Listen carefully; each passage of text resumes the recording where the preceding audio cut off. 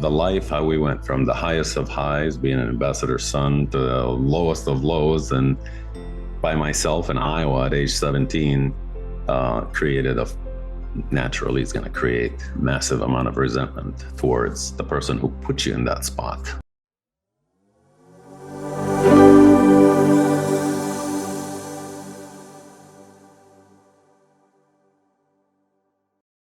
Hello and welcome back to Thrive with Sharon podcast. I am Sharon Land and I am your host, as well as a holistic psychotherapist and a metaphysician and a healer that works with people all over the world to help them to become the best person that they are here to be. And I've just love that I continue to get to find and meet all of these incredible people and learn more about their stories. And as soon as I do, I want to bring them to you so that you in your living room or in your car or wherever you are get to hear how we are just literally like one step away from another beautiful connection that can help us to bring our voice out into the world. So today I have two incredible individuals. This is actually the first time that I'm doing a podcast conversation with two people at the same time. So ta-da! Talking about going outside of our comfort zones and always stretching ourselves. I'm doing that today. And not that this is any kind of big push or challenge, but it's definitely something new. So I have Afana and Stella Bellow here today, and they are the co-authors of Destined to Fail. And this is such an amazing book, and I can't wait to hear more about the journey of this book. And it's really about Anis's um, his own personal journey, and it's I just can't wait for everybody to hear more about this because it has a cultural lens, it has a global lens, and it definitely has a wonderful, just very transparent story about just being human, but also like doing superhuman things. So welcome to you both. Thank you so Thank much for you. coming to the show Thank today. you. No, thanks for having us. Yeah, I'm so grateful to have you both here.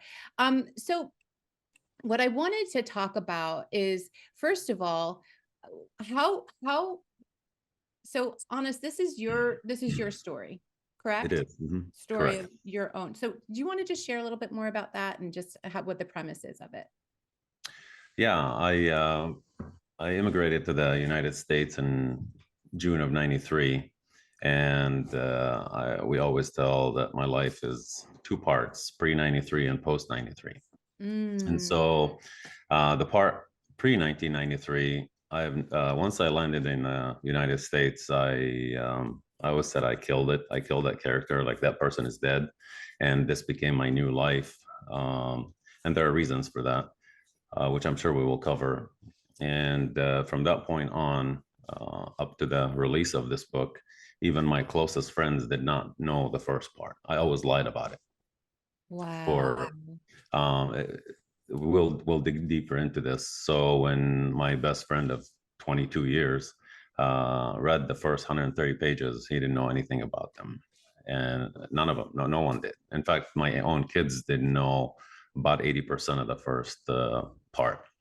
And so I just kept that to myself, and I thought that it was going to go to the grave with me. I'm never going to tell anybody about this until I ran into a friend of mine named Scott, and he's the one that masterminded this whole, thing about the book. So Really? the book So was not my idea. yeah. Just put that out there.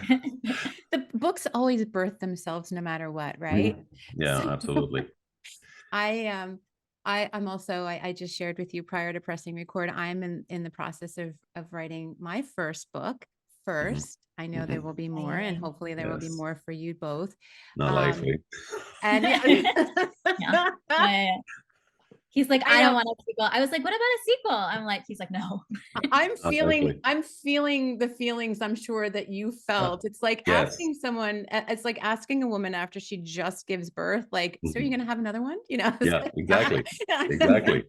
Yeah. like, Yeah. so I know I'm feeling some of those feelings right now because I'm right in the thick of it. I really am, like right in the middle of the middle of Yes. the middle of the middle, right? But um So I definitely do want to dive more into this, the nuance that you're sharing about, which is you you moved countries, you moved Hmm. mountains, you Hmm. literally started a whole new life, which I think a lot of people can resonate with, especially when they're moving to the US from other countries for whatever circumstances that they might be coming here from. Um, and really wanting to leave all of that behind. And so, from the trauma lens, I know that um, it's not that simple. um, but books really do birth themselves through you, and stories really do birth themselves through you. So, what would you say was the most important part for you that led to you saying, okay, I'm ready to share this part of myself? Just to touch on the part that you just mentioned, by the time I moved to the States, I just turned 17 2 weeks prior to that. Mm, And at that time, I've lived on 4 different continents by age of 17. So when you say we moved a lot, we moved a lot. And uh, to answer your question, the reason I finally, it took Scott 3 years to talk me into actually doing this, and his hook was, listen, we write a book, and we only make 2 copies, and we give them to your kids. I have 2 kids, a boy and a girl, and I thought in my mind, I'm thinking we write a book, we make 2 copies, and I put them away somewhere, and someday when they bury me, they can read it. That was initially the thought. I still did not want anyone to read it while I'm still around. I'm extremely private, and especially mm, what happened prior to 1993, I just did mm. not want the information out. In fact, Stella will probably touch a little bit when she came on board and she was trying to get me to tell her Yeah, all of this material. stuff. Yeah, this is not telling me anything. Yeah. Yeah. Oh my gosh. Well, first of all, honest, I can totally relate to that. Mhm. So one of the reasons why I'm a trauma specialist and a healer is because it's what I needed. Right. Yeah, So and it's not always easy to come out with what the yeah, truth is, right? And it's because it's correct. never just, you don't live in a vacuum.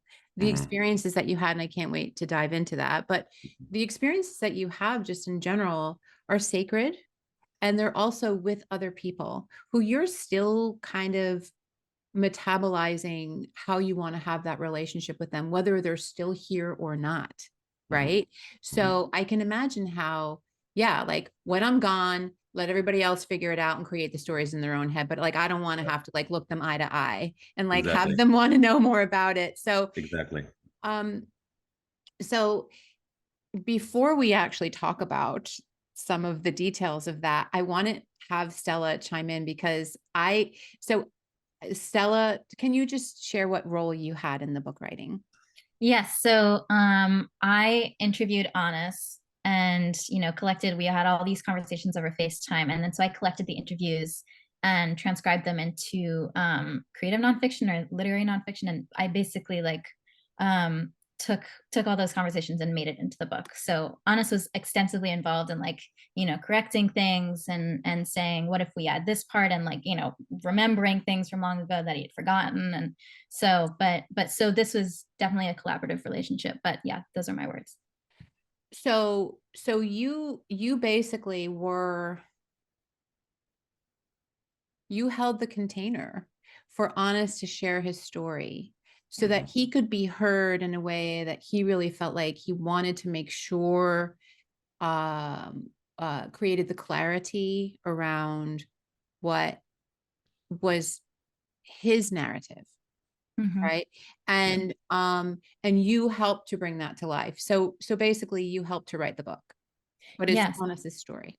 Yes. I mean, I think the other thing too is we were so Honest and I discovered that we're both perfectionists, and we want Oh, oh yeah. And wonderful. Well, welcome, because I have a yeah, card in my wallet that's like a part of the perfection, like recovering perfectionist society. yeah. Yeah. Yeah, it's hard, right? It's a hard life. Yes. So I think but I think we both wanted a really good product And we actually have this infamous moment that like we both talk about. That's like, I forget when exactly it was. It was like maybe the late fall of 2020 when we had started working on it to like winter 2021. Anyway, irrelevant. But we call it like, it's really funny. We call it like the come to Jesus moment, which is hilarious because neither of us are Christian. But I was like, honest, like you're not telling me anything, right? Like he's telling me like stuff and I'm like, interviewing him and like asking him all these questions, but he wasn't being forthcoming at all. So I'm like, if you like want a really good product that's like authentic to you and that's like really true to your life story, like you have to tell me everything. So, and then he became really forthcoming and he told me like all of the stuff that he had never told anybody. And it became a really like lovely project. So, and we had so much fun. So, yeah. Yeah, I just would like to add that she did not talk to me this nice. No. I'm just, No, that come to Jesus moment was a little bit rough. Yeah, I'm a fighter. Yeah. But it really, like I was giving her the title, if you will, but not the rest of the details. I was just, and then we had a picnic on the Nile, and I just didn't say anything. Like I don't want to talk about it. Like some stuff was fun to talk about, but to this moment, talking to you about this, there are a couple of parts in the book. I honestly, I struggle reading them right now. I can't, and I don't like talking about them, even though the story is out now. Right. But there are a couple of moments in my past that I really struggle talking about them. I mean, to this day, when she came on board and she's telling me, well, tell me something, and I have to talk about myself. Obviously, she's writing a book about me, but I struggle in talking about myself. I don't like to talk about myself. I like to talk to other people, ask them. And she's like, no, I need you to tell me. And so that's the part that I really struggled with. And growing up, I was big into soccer, decent player. Really good player, really good. I was gonna, I'm already prodigy. Your secret is out, and now you have two very probing women that are gonna like pull it all out of you. I know, and that's what I'm afraid of. But even for the book, the soccer information that's in it, I didn't tell her that. I said, listen, I have my best friend and my coach back in the day, and she interviewed them both. And so all the soccer information, for example, in the book is not for me. I don't like to, like, I'll talk about myself to myself in front of a mirror all day long, but nobody around me. Like I don't, and this is the part that I also struggled with. And this is just to touch on something you said. So since I was 17, once you find out the story, to recent, I don't know, just a year or two ago, I was my own healer. And I'm not saying this is the right way to do it. It's absolutely the wrong way to do it. So I kept things in and I just dealt with them on my own. I didn't want anybody's help. And so this whole project, when I signed up for it, and I agreed for it, I should, to do it, I didn't realize, but I actually signed up for the best therapy on the planet. I mean, I can't possibly think of anything better. And so, unfortunately for Stella, she became my therapist a few times. But that's the part, is when the more I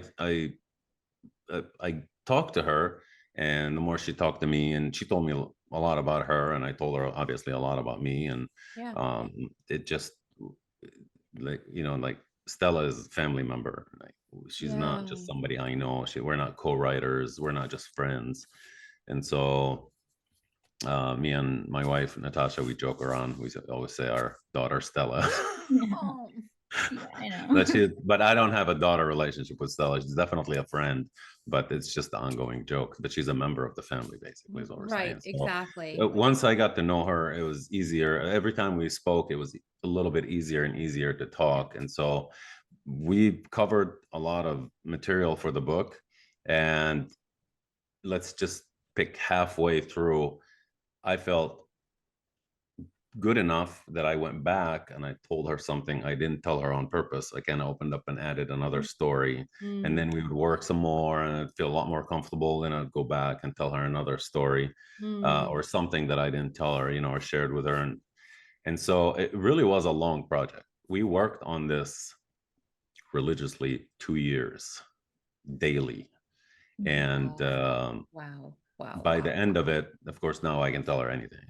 I don't have any issues with her now. She Yeah. knows, she still knows the absolute most about me, more than my own family, my best friends, even my wife. Like, she knows everything. Yeah. And there are Yeah. stories that we took out. Of course, nobody will ever know those, but she does, And so we just got to Right. the point where I can open up and tell her pretty much anything. And that's Right. when we kept going back and adding more crucial, information that I just held on. And in my head, I was, as long as I hang on to something, I'm winning. And I have to Oh. win.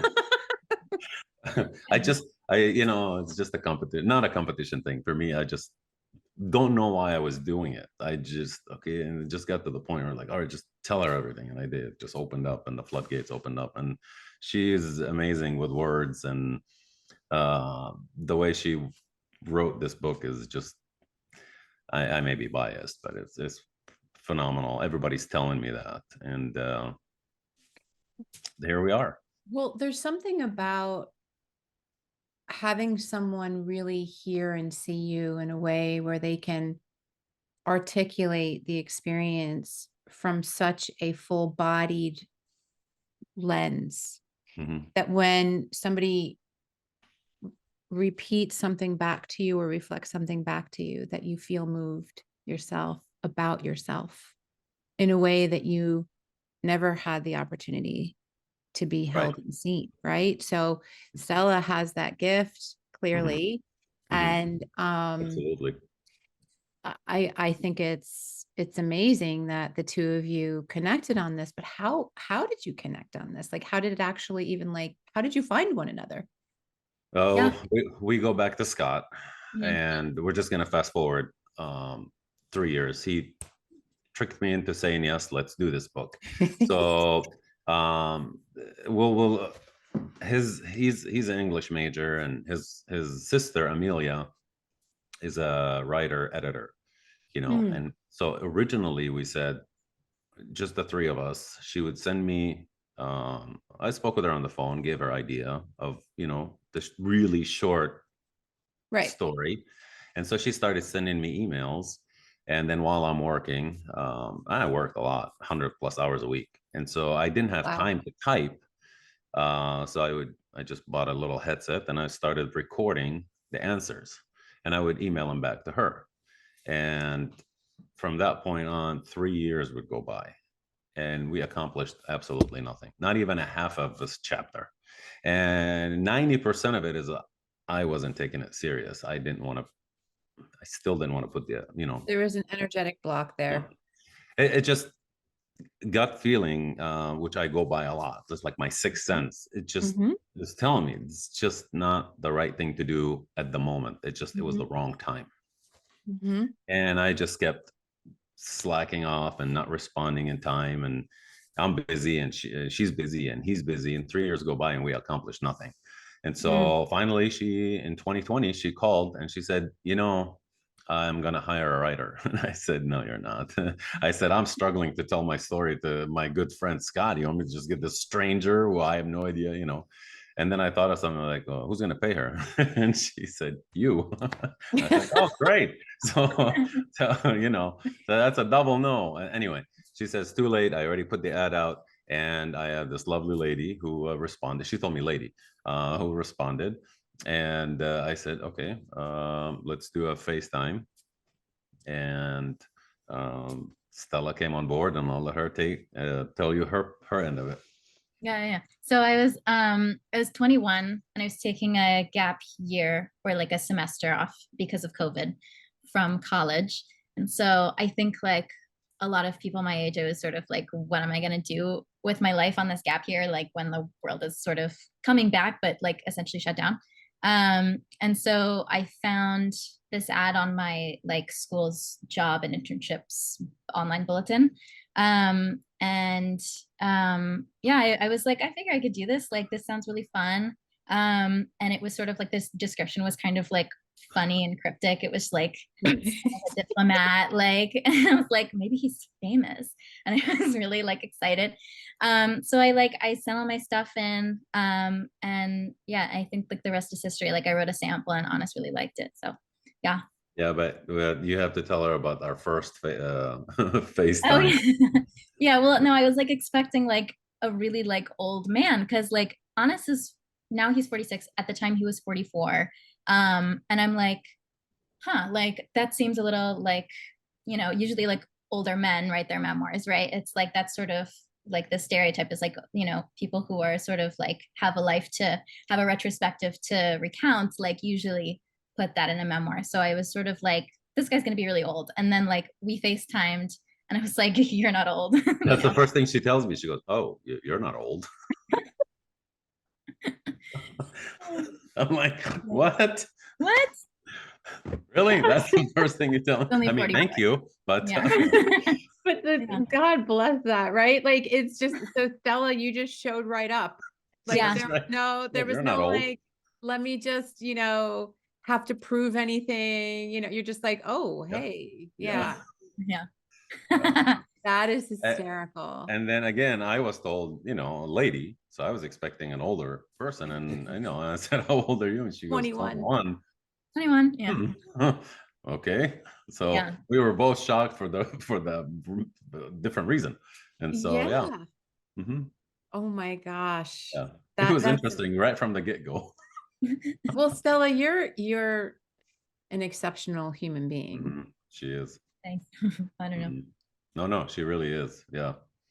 To be able to navigate that. And so we haven't even gotten into the details, but I can infer just based upon what we've talked about so far that this is pretty heavy, right? Like this is deep. And to Very. hold space for somebody like that, even just it's not have the responsibility of being able to write this into something, but just to hold space for somebody to share in a way like that they've never ever shared with anybody before. That's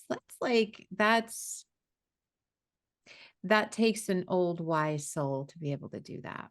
She's an old wise soul. Very sweet. That's Yeah. exactly what we tell her.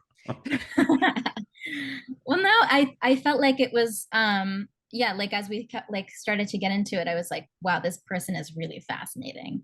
And I was just like, every time we called, she would just like tell me a new thing and I'd be like, whoa, like this is crazy. This is so like no, like, and Honest is like an extraordinary human because of like Stuff. the like polar opposite sides of his life, like he grew up like this privileged like son of a diplomat, like and and then has this other side of his life where he's like struggling as an immigrant in the US in like the Midwest, which is like crazy. Yeah, what a place to plunk yourself down. Exactly. That's Yeah. what None of it was my choice. Not one decision was my choice. Yep. Yeah. So yeah, we'll get into this, but it's yeah, honestly, it has had like an extraordinary life. And it was so like, all of the research that we did to try to find out more about like the events like during his childhood, right? Like it's hard to find because it was in Sudan in the 80s. And so we're researching, we're finding out all these really cool stuff that happened like geopolitically. And then, and then Honest tells me all these really interesting stories about like his adult life. It's really, yeah. So I'm excited for everybody to read this book. Oh my gosh. Yeah. I'm excited to read this book. And like I said, I'm in the process of writing mine. So reading other books I know it's a good thing to do, but like my schedule is full. So like I spend this, right? As producing your own book, like every extra minute you're writing. I have people my friends, they're like, what are you doing? It was like Sunday night at 11:30. I'm like, I'm writing my book, like they're like, oh, cute. You're writing your book. And I'm like, no, like, this is like that's what it takes. Yeah. That's what it takes, right? Yeah, I honestly look back at the 2 years that we worked on, and I still can't figure out how did we squeeze that in. I work 100+ hours a week. She's going to school full time, and with all of our busy lives, I don't know what I really don't know how we squeezed that in. But when Stella came on board, and after a couple of FaceTimes, I honestly just put 100% into it. And if I put 100% into something, it's going to get done. And so just decided that let's just do this. And so 2 years and it was done. But I just looking back, how did we do it? See, I live in Omaha, Nebraska right now. My wife lives in Denver and we have a long distance relationship. Wow. And it has been long distance for 9 years. Wow. Yeah, so add that to the equation, that we go back and forth a lot and work, and Stella's drilling me for information. And it was pretty Drilling. I fun. love that. Yeah. Just like Stella's helping me write the book. No, she's drilling me for Oh information. my Yeah. gosh. The thing about Stella is Relentlessly. when she feels that there's more, she's gonna get it. She's gonna go Oh, after it until she gets that last sentence that completes, the story. So when I left something out, she knew there was something left out, and she would kind of let me, win for about a few minutes. She'll ask something else, and she'll go back to it and drill until she gets it. So I figured her out at the end, but at the end, she got all the information that she wanted. that's amazing. So, Honest, can you talk a little bit more about your version of the American dream and what that's about for you and how that translates into the book? Mhm. The American Dream is part of the book. And when I first arrived in the States, as I mentioned, I just turned 17, didn't know anything about it. And I actually lived here for a while and didn't know anything about it. And then as I started to accomplish it, you can say, or at least put myself finally on the right track to accomplish it. And I started to learn about it. And personally, I'm fascinated with any foreigner. It don't matter where they're from. I always want to talk to them and find out, Yeah. how did you end up here? And a vast majority of people, before they immigrate, if you go apply for a visa, they want to see that you have an acceptance from an American school, that you passed high school, you have the finances to move. I mean, there's a whole process. Nobody just Yeah. picks up and moves, right? Mm, Without pre-planning. And even adults that come here, they always, if anything, if they're moving here, they'll liquidate everything at home, and they usually know somebody that will help them move here. So at or least they they're have. fleeing they're fleeing and they're, Right. that Well, which makes that's it even different. harder. Yeah. Yeah, Yeah. yeah, that's Yeah. different. That they don't have a choice, but at least they all flee together, you know. Mm, Well, in mhm. my case, I was in I was as we grew up all around the world, and we finally ended up back in Jordan just for the last 2 years high school. Mm, And in the 2 years, I made a professional soccer team. I was on the Cubs team, so that was my path. I was never good with school. Athletics was my thing. So I make mm, this Cubs team, and all the coach said is, finish high school, come talk to me. You're in. Like, all right. But my dad had different plans, and so a little bit about my father, just back a little bit to understand more. He was a diplomat, and he reached the highest level, which is ambassador. And so people that reach those positions are not exactly, open for second opinions, or they're not particularly nice. They yeah. get there because of the personality that they possess. Right. And Right. so I finished high school, and that night I got home after I hung out with my friends for a little bit, and my father tells me to go pack my bags because tomorrow I'm leaving to the United States one way. And Wow. Oh so my I God. just turned 17 2 weeks before that. I didn't speak any English. That's the key. That was my biggest problem with this Oh whole my, thing. So just a I didn't little speak any barrier English. there. Mhm. Just a And barrier. so the relationship was rocky, to say the least, between me and my father growing up. Because again, I was a disappointment. I didn't give him the grades that my brother and sisters gave him. Mm, My father's all about not 4.0. He wants a 5.0, which doesn't exist, but that's what he wants. right. And Right. so I was the 2.0, 2.2 type student, which that didn't fly very well. So um, he decided that I'm going to move to the United States. And so the very next day after high school ended, I was on a one way ticket to the US. He brought me here. He came with me. And he had his whole master plan, which you can read about. But in short, I ended up in Cedar Rapids, Iowa. He paid for 1 semester of ESL, English as a second language. He paid for 1 semester of dorms. He gave me $450 cash, and he says, "You're on your own. If you make it, great. If you don't, you were destined to fail anyway." And he left. And that's where the title of the book comes from. Ooh, Mm-hmm. wow. So I was 17. I didn't know anything. I didn't know anything about anything. No, I didn't understand even English to even know what the American dream even was. I had no idea. So for me, with the reason I killed the person who I was before, the privileged person, is because I knew things are about to get real crappy for me going forward. And the reason I lied to everybody about what happened or my previous life was I knew from that point forward, if I make it, it's all going to be me. Yes. And so I didn't want anybody to give my previous life any credit on how I made it. Like if I bought a car, I wanted people to know that I bought the car because I worked for it, not because someone Right. sent me money, you know? Yeah. And Yep. that's really how it all started. But once a few years gone by and graduated college and got a job, and like I said, I put myself on the path to start accomplishing the American dream. And Mhm. by then, I, I knew what it was. I knew what people accomplished, and you hear all these success stories of immigrants and Mhm. that moved Mhm. here, and I wanted to be one of them. I definitely was not going to fail, because if I failed, then my father would be right, and I could never let him win. So everything was Oof. a struggle in my head mentally that Yes. I just could not fail. Not because I didn't want to be living on the streets, because I didn't want him to think that he was right.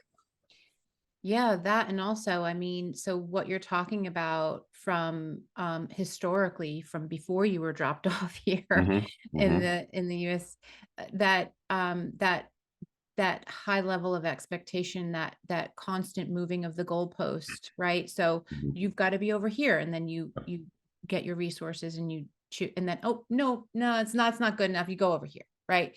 And so to have that embedded in your psyche, right, and then also have this never good enough piece, That's right? that's the key sentence for my whole life. That's it. It was just not ever good enough.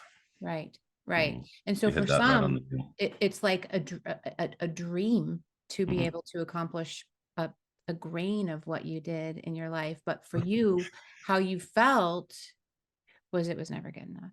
And Mhm. I think that just kind of removing ourselves from the book for a second, but just in general, speaking into people who need to hear this right now, this is a very real thing, Mhm. Yeah, no, right? absolutely. And so that we become very performative, and it's not shocking that you work 100 hours a week, and that that sacrifice is part of your daily scope, right? Mhm. Not that there's any character flaw, but it's just because you're wired to be exceptional, because being exceptional gets us what it is that we feel that we really want, right? Mhm. Yeah. And so I work with people who are very much like exceptional performers, right? So professional soccer players and people who are, multi-million dollar and billion-dollar business people and all of this stuff. And it's always the same thing. So coming back into the book, the fact that you, especially as a man, right, especially coming from culture that was definitely more masculine energy dominant, right? And from a family that was very masculine energy dominant and control, Mhm. right? Yeah. That Mhm. it's so powerful. I just want to acknowledge how powerful it was for you to actually find words to share this very nuance, because Mhm. this is going, that other people are going to read this. This is going to help them to take the step to be able to break the cycle so that they have a better life, and that every single person who they touch in their lives is going to be better. And there's no debt that you have to pay for it, right? To have to pay debt just to be able to thrive is not the Mhm. way that we really survive, right? Mhm. So I just wanted to speak that into this. So how absolutely incredible. And gosh, I also like, I'm friends with people who are children of diplomats. Like I totally understand that whole thing. So like, I know how, and they can't have enough degrees from Harvard and Columbia and Princeton and all, like they have 5 degrees, right? It's just like, why? It's because, well, Mhm. because like one isn't good enough, right? Like it's just, Yeah. and it's just part of that culture, right? It's a Mhm. culture within multiple cultures, right? So Right. how incredible that you're sharing about that experience now and how that's affected you. It was the right time for it too. Like I said, early on, it wasn't the right time, and everything happens at the time that is supposed to happen. It just happened. The joke about this one is we were waiting for I was waiting for Stella to grow up. Right? Well, Yeah. it's not even a joke. Like Yeah, I know, but we'd like to use it as a joke. Yeah, yeah, well, I asked her, what grade were you in right about when Scott asked me to write the book? And what did you say, Stella? Yeah, like 7th or 8th Yeah. grade, middle school. well, I mean, and that speaks into the whole, like there is somebody out there Mhm. who is ready to greet you on your journey, who Yep. is preparing themselves to be Mhm. ready for that leg of the journey, right? Yep. Whether it's a partner or a business partner or a co-author or someone who is going to help you to birth your next Yep. beautiful thing into the world, or you're going to help them. And so yeah, it's true. It's funny because it's Mhm. like we actually can see the timeline of it. Like Stella was in 7th grade when the Right. first, inkling was here, Yep. but now, and she was 21 when you Mhm. started the journey together. And now look at the two of you. I mean, it's just amazing to see both of you. And I follow you on Instagram, so I've seen some of your lives. I just love the two of you together. It's just like, I can't Good, yeah. imagine it not being this way, right? Yeah. Yeah. So it's so wonderful. Coming from the mental health perspective, though, I'm curious, honest, about how this manifested itself to you, because I know that this is part of what you speak into. Mhm. They said this is the best therapy that I've ever had, and or could ever have, and um, I have the best relationship with my father right now, and the book helped. Um, it's such a long story. You have to read it to see where how things develop. But Yeah. we have I have a great relationship with everyone, honestly, and especially my dad. And so it helped me just in every aspect, day to day life. The American dream that we just talked about, in my mind, was you have to keep making money. As you said, you have to work, work, work, and make money, right? And I made a lot, but there was a time in 2010 where I lost it all, and I was damn near bankrupt. And so then, had to restart my life all over again. So I'm still in Omaha, still running the business, doing really well, and but I'm just giving it all up here by the end of the year, and I'm moving to Denver because it really, when people say it's not about the money, it's about one thing, the money. But I'm telling you, I'm giving it all up just to live a happy life. The second half of my life with Natasha, and so that's what I'm doing right now. And I don't think I would have really done this without this book, without the 2 years of therapy that it gave me, without understanding who I am and what I went through, and ultimately, it wasn't really my father's fault. Of course, the resentment that I held for years uh, made it to me appear that everything was his fault. Can But you can you throughout this process, can you share more about that, because I think this is very important. mhm, How is it that you arrive at it wasn't my father's fault? Because I from a very literal standpoint, people might hear this or listen to mhm, this, and I mean, this is the type of a conversation I have with people all the time. Right. So I think this is really important for people to hear that. Yeah. Yes, it was definitely not what you needed. And it was traumatizing, I'm sure, in very Yes, a absolutely. myriad of ways. Mhm, Yet when you say it wasn't my father's fault, what mhm. are you saying? So again, to me, I missed out on playing pro soccer, and that ate me alive daily for years. And there was a time when I found out someone that was with me on that Cubs team who not only made the club that we were playing for, but also captained the national team. Mm. And you won't hear me say this too many times, but I was better than him. Yeah, you could say it. Say it again. Say it again. No, one time is good. No, one time is good. So that mentally, that absolutely destroyed me for years. And so all of that, I missed out on all of that because my dad had different plans than what I wanted. And so I was forced into move into the States. And the life, how we went from the highest of highs, being an ambassador's son, to the lowest of lows, and by myself in Iowa at age 17, created a naturally is going to create massive amount of resentment towards the person who put you in that spot, you know. And so um, for years it went um, unaddressed because I kept everything in. It's a problem that I had that I never told anybody, did not seek any professional help. I was my only and only therapist.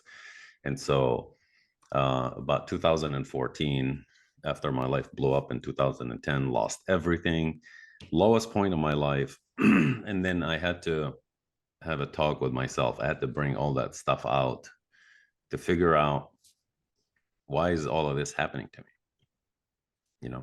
And What part am I playing in this?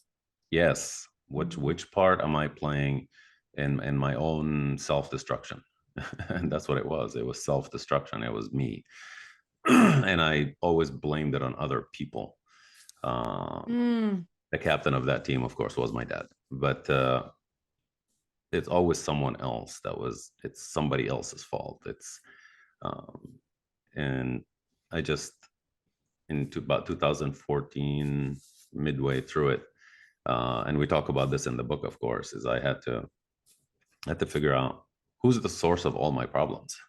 And it was my own uh, issue mental health issue that I figured out that was the reason. So my dad did the right thing of getting me out of the Middle East right after the first Gulf War, before things absolutely got destroyed in the Middle East, all of it. And so at that time that I came here, things were still fine, but he saw 2 years, 3 years, 5 years, 10 years down the road what's about to happen. And so he wanted me out. And so, yeah, that's once I figured out that it was me, then I started to um, try.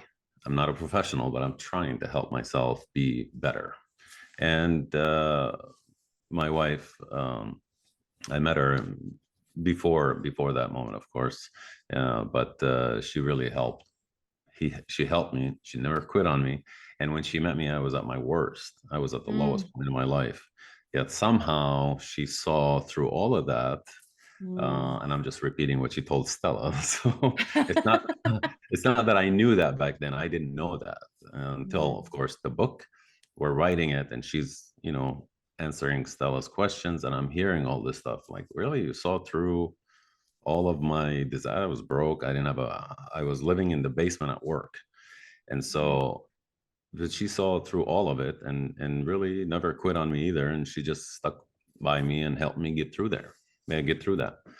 And so, but slowly, the key was for me to recognize that I am the problem. Yeah, I see that, but I also think that like it didn't start with you. No, it didn't Right. And a start with lot of me. it's programming, and it's so our early childhood, especially our program that we receive Yeah. in early childhood, shapes the Mhm, lens of how we see ourselves in the world and how we move through the world. So mhm, yeah, but I'm hearing the fact that you're, in a very like kind of a harsh way, Mhm. doing some self-assessment and saying, Yeah. well, if it's up to me, Yeah. then Mhm. it's on me. Yeah. And I've got to figure out how I can gain a new way of striding through the world in a Mhm. way that I actually am able to be happy with the decisions that I'm making, in the words that I'm speaking, in the way that I'm relating, and also being open to receive. I think that's probably a big one. Yeah. Right. Mhm. So this time has flown by. I can't even tell you how grateful I am that we had this opportunity to get to know you both, and just individually what incredible human beings you are, but together, Thank you. like how powerful, what a duo. And I'm excited because I get to continue to share with you on your journey, and that now this is just the beginning for all of us, Mhm. to be intersecting in so many different ways. But um I hope that you do come back again. There's so much more. I feel like we didn't even scratch the surface on the book, No, we but haven't. Mhm. Yeah.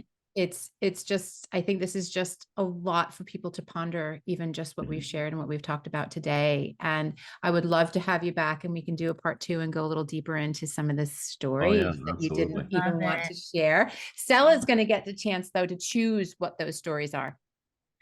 Yay. No, she picks the Yay. hardest stories. I She always know. picks the hardest. That's why I'm saying Stella gets to choose it. Yeah. Yeah. But I again, thank you, thank you, thank you. I'm so grateful for you coming and sharing and talking with me. But most importantly, I'm so grateful that you decided to say yes, both of you, Yeah. right? Oh, absolutely. That you Thank you so said much for yes. having us. Yeah. Thank you. Yeah. Yeah. And I hope that everybody really enjoyed this conversation today. The book will be, I'm going to share a link for where you can actually get the book. And also the social media links for being able to connect. I know that you guys are really, really responsive and interactive. So I'm sure that you'd be happy to field any questions that people might have with regard to the Absolutely. content of the book. Mhm. Please make sure that you pick this up. Destined to Fail, a story of resilience. Absolutely incredible. And until the next time, everybody, make sure that you like and subscribe if this is your first time coming to the podcast, and make sure that you comment if there's anything, rate and review. And until the next time, peace and love.